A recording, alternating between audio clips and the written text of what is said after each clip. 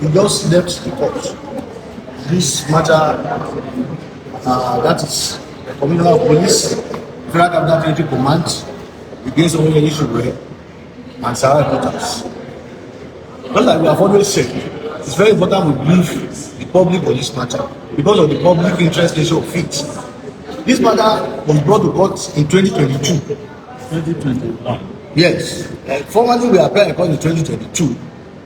But the truth of the matter is that the law under which that child was brought to court was considered by the parliament of this country. That law was extensively considered by the parliament of this country, and they repeat that law. Section 24 of Section 1 paragraph B of Cyber Crime Prohibition Prevention Act 2015 was so personalized that it was enacted to represent the ego of individuals who are in power. It talks about insult, it talks about annoyance, which is very, very subjective. If I say anything that annoy the other person, the person can take me up under that law. That is very, very subjective. Annoyance is subjective. Annoyance is even subject to temper. But the parliament of this country consider that law. They have abrogated that law. The law that exists today, under Cyber Crime Prohibition Prevention Amendment Act 2024, is about the security of the state. Whatever that threatens war or the security of the country, that is the law that is in existence. And we are saying that if the parliament of this country has repealed a law, we are calling on courage from the court to declare that law repealed. There cannot be a trial under a law that is already repealed. We are in court today under a charge that was filed in 2022 when that obsolete law was in existence. And we are saying that there cannot be a trial under a repeal. We are saying that it is not about whether there is a criminal proceedings. As we speak today, there is no criminal proceedings. The commencement of criminal trial is not the filing of a charge. We have instances in this country where these people in power, they fight charges against them. They never saw the light of the day. You cannot lay claim to the fact that there was a criminal proceedings. What begins criminal proceedings is arraignment. There is no arraignment in 2022. The parliament now consider that law to be so arbitrary, and they repeat that law. And they replace it with a law that is not of public nature. And somebody is still coming under that repeal law to say that we must go on. And we are saying that, look, what the law says is that if arraignment are taking place, that means the process is already in place. We can now continue that, okay, we have started before the amendment. But no, this one, there is no arraignment. It's 2022. And if the prosecution or whoever that is going to reason from the other side is saying, why has there no been arraignment? He makes some mention or something that he refused to take place. Why are you talking about the procedure of the law as if it's triviality? If you have not done the right thing and somebody and you cannot bring the person to properly take plea, it's not about refusal. Can anybody refuse to take plea before the court? No. Nobody can refuse to take plea. Because you have not done the elementary things that is required of you. Service, proper service has not been done. And if you have not fulfilled that procedure, that means you have not come proper before the court. And what we are just saying today is that we are calling on courage from the bench to support what the parliament has spoken loudly, that law has no place in a modern society. We are calling on our court to also support the voice of the parliament so that the citizens can have a place to breathe. And one thing that is very, very important is that all of this energy we are displaying is Mr. Moyede already just a single individual. But I am telling you that in this matter of today, he represents the voice of those people who have been under the oppressive tendencies of that law that is repealed. Having spoken out and having all of us come together like this, we are speaking for the entire, particularly the downtrodden who will not have protection if that law has not been repealed. And that is the reason why we are calling on the citizens. Whatever update you are making, we have the right to make it. It's a matter of public interest. You know the matter is in court, but we are saying they are not arraignment yet, and we are saying that the citizens must be aware that the parliament of this country has spoken. We have been blaming the parliament, but today they have spoken. They said the law is bad. They took it off. We are calling on the court to support that decision. Thank you so much.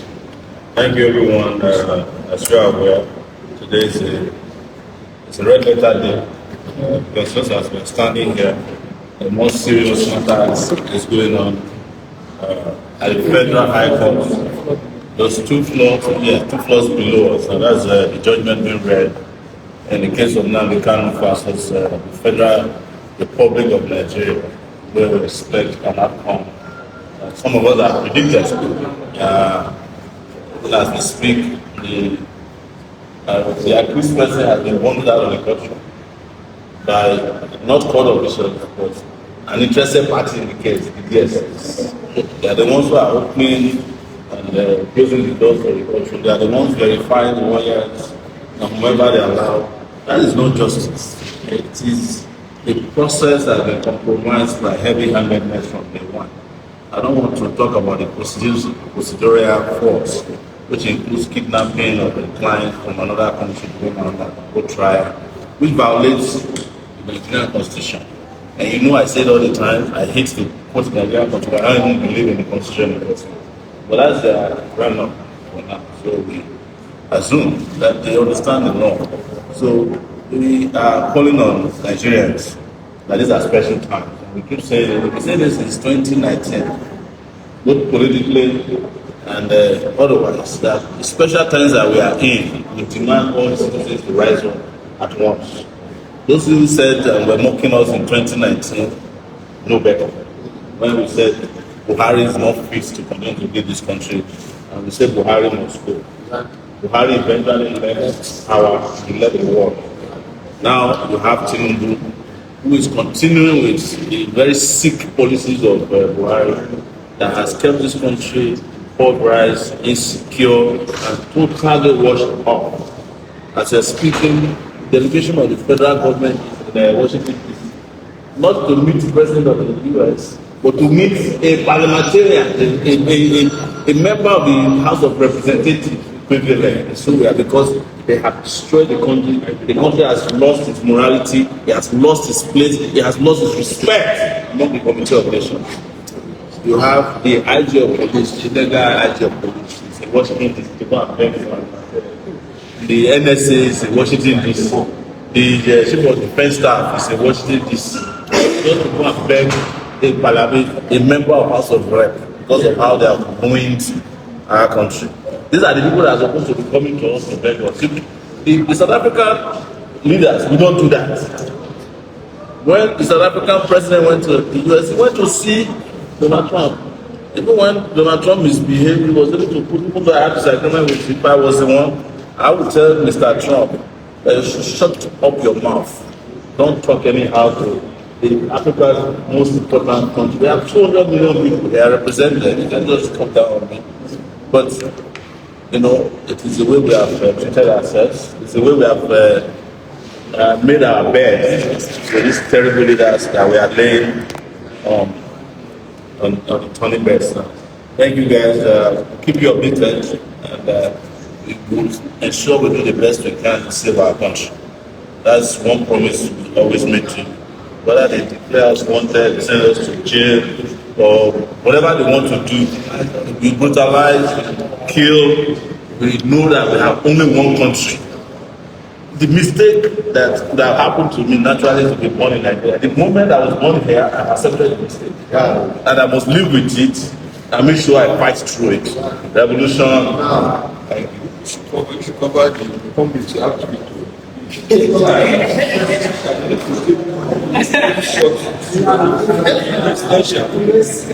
So what of your yes.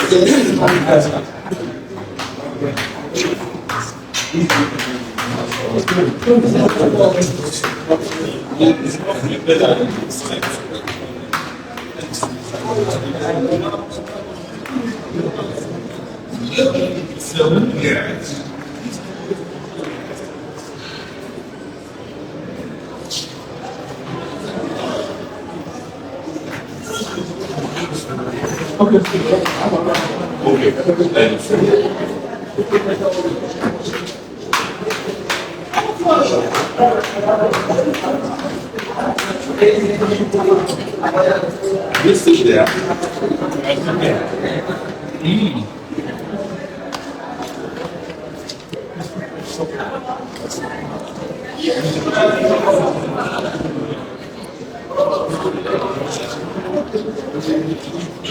I guess. They're still there.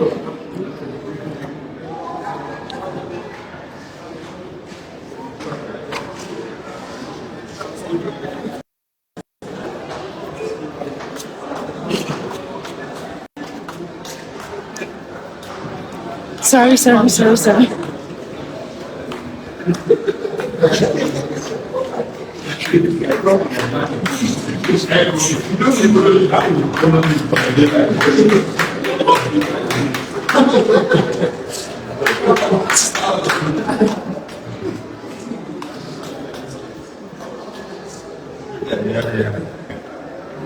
crazy.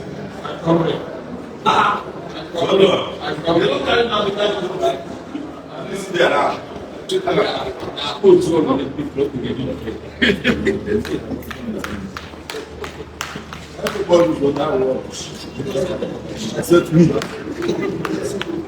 I want me and I can work myself.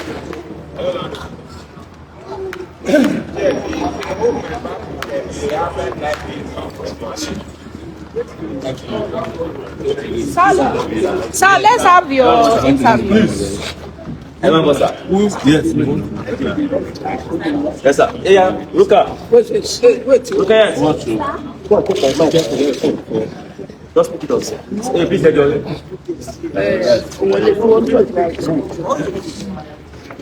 what? This assumption that I speak Yoruba.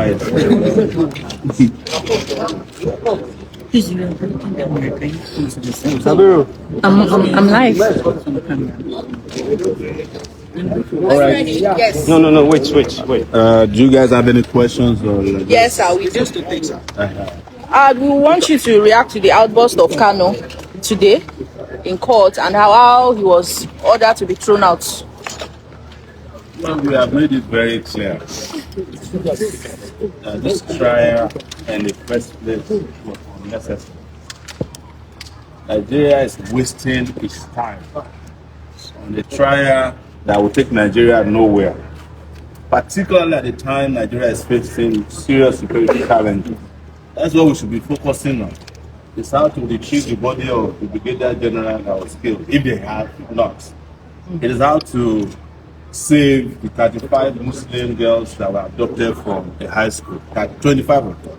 It's how to save 35 Christians who were attacked and abducted live. That's what Nigeria should concern itself with.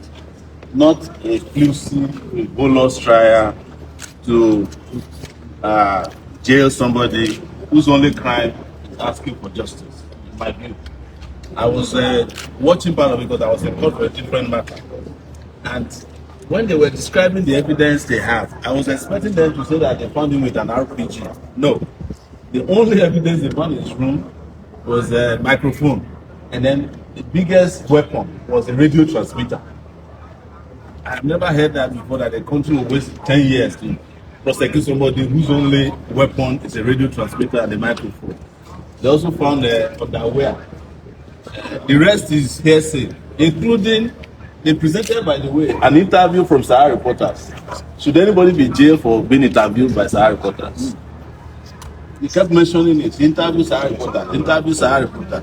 So if someone did an interview with CNN now, does that mean the person should be jailed? And I'm aware that they are still reading the judgment laboriously. You could tell that the judge is struggling laboriously.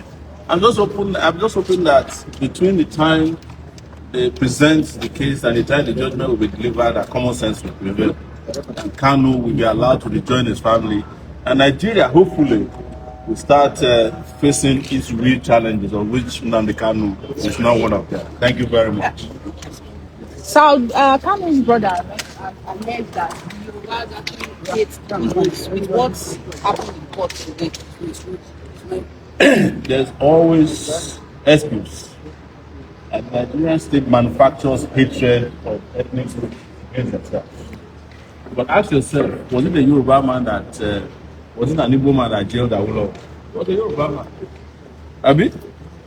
When I was arrested by DSS in 2019, all the guys who came to abduct me, one of them was Ijo, another one was speaking Yoruba. The fact that you speak Yoruba doesn't mean you are Yoruba. But all the guys that were in charge of my detention, they were Yoruba people. So when they want to use you against yourself, it is then that I start telling you, judge is Yoruba, listen. But when it comes to stealing Nigeria's money and wealth, sharing among themselves, there is no religion, there is no tribe. But when it is to pitch yourself against yourself, of course, you might say that the preponderance of commentary is coming mostly from some of the Yorubas. But that doesn't mean that the Yorubas are in support of injustice. Even if you look at the history of the Yorubas, politically, they have never supported one political person wholeheartedly. There was Awolowo, there was Akintola, there was Ajasin, there was Omobori, there was Abiola, and some Yorubas didn't support him. Yorubas have always been, just as Igbos are. It's not every Igbo person today that supports even the agitation for Biafra. Does that mean that those people are not Igbos? It's not every Hausa person today that supports blasphemy convictions against some people who are, or even though they are Muslims. So don't let anybody use that to divide you. The person who is president of Nigeria today is a Yoruba man whose only campaign buzzword is Emilokon, is my turn. He didn't say that it's the turn of the Yorubas. And go and ask Yorubas under this regime what they are going through. That is what the Yorubas call Enikon Loba. Now the person where you touch and the feeling is different from Emilokon. So you cannot be blaming, because before you know it, now Yorubas will start killing Igbos. Igbo will be killing Yorubas again, based on the misconception that the innocent, hungry Yoruba person is somehow or somewhat complicit in the nonsense that is happening against an Igbo man who is fighting for justice. Let's be careful about that, not to create that ethnic division any further. That's how they got us here. So how do you foresee a breakdown of law and order, especially in the southeast, after this judgment? There's a breakdown of law and order in Nigeria already. Any country where a brigadier general can be abducted and killed, even when he fought himself cannot be rescued, there's a breakdown of law and order. You see, there are two places to find order in the world. I mean, beyond. They said there's order in heaven and there's order in hell. The difference is that the first order and the first law in heaven is order. The last law in hell is order. Nigeria has become hell when the last law is order. So there's no breakdown on law and order that can happen. But I know them. They can go and manufacture another breakdown of law and order. Even those of us who were peacefully protesting in this Abuja, Nnamdi Kanu, they claimed that we wanted to burn down the country. I spent 4 days in Kuje prison just because I said free Nnamdi Kanu. When I went to Lagos after that, they declared me wanted for fighting for Yoruba people whose houses they are demolishing. So when they create a narrative for you to fall for, be careful, so that you won't start killing and fighting the same poor people. Some of them don't even know about this trial because they are hustling to get food on their table maybe once or twice a day. So that is why I keep saying that the country needs a revolution. I don't have any doubts about it. Thank you. Thank you, sir.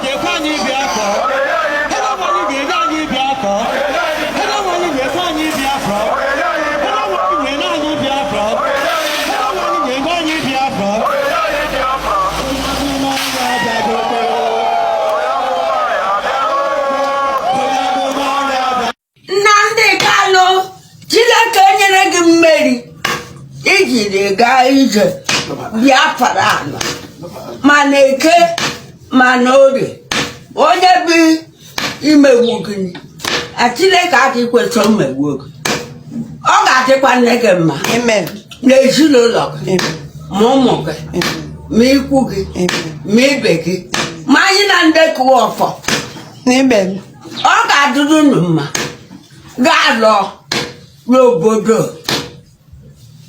Awụsa gaworo onwe anyị agaworo onwe anyị ogologo ndụ gị na ahụ isi ike aba ego nkịtị nwunye nọ ha gwa adịgo okwu inye na right merie inye him ka ịlọrọ ije abeele m akwa akụrụ gị ga-aga n'udo lọ ị ga-emeri imeriele ịlọla ọ dịrị gị mma ma na eke ma n'orie aba ego nkịtị gba adịghị otu onye gwa gị Chineke metụ onye na n'otu n'aha Jizọs metụ onye na n'otu n'aha Jizọs ekpere bụ ọgwụ anyị gbara agbọ n'ime Jizọs ihe si ekpere bụ ọgwụ anyị gwara agbọ anyị